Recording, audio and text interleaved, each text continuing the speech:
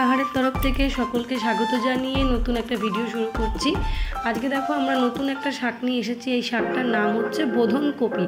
আমিও কোনোদিনও দেখিনি, এটাই ফার্স্ট টাইম আমার এই শাকটা। তো এই শাকটাকে প্রথমে আমরা ধুয়ে বেছে কেটে নিয়েছি।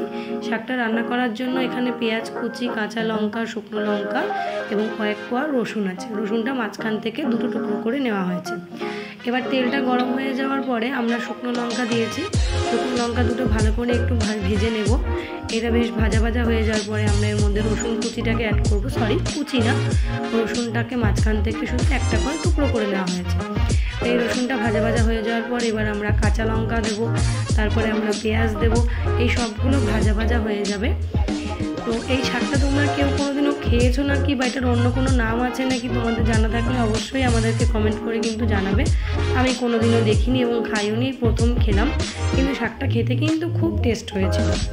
এবার আমরা একে একে এর মধ্যে দেখো এটা ভাজা ভাজা হচ্ছে, এটাকে একটু টাইম দিতে হবে। এর মধ্যে আমরা দিয়ে দেবো এবার হলুদ,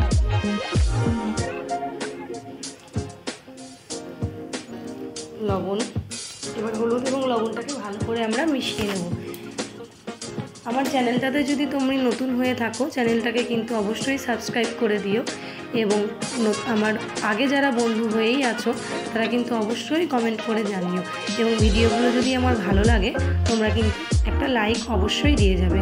তোমাদের লাইক এবং কমেন্টের মাধ্যমে কিন্তু আমি আগামী দিনে পথ চলতে আরও উৎসাহ পাবো। তো দেখো আমরা এবার কড়াইয়ের মধ্যে শাকটাকে দিয়ে নিয়েছি। শাকটাকে কিন্তু ভালো করে ভাজা ভাজা করে নিতে হবে। শাকটা খেতে কিন্তু অনেকটা পাট শাকের মতন লেগেছে আমার কাছে।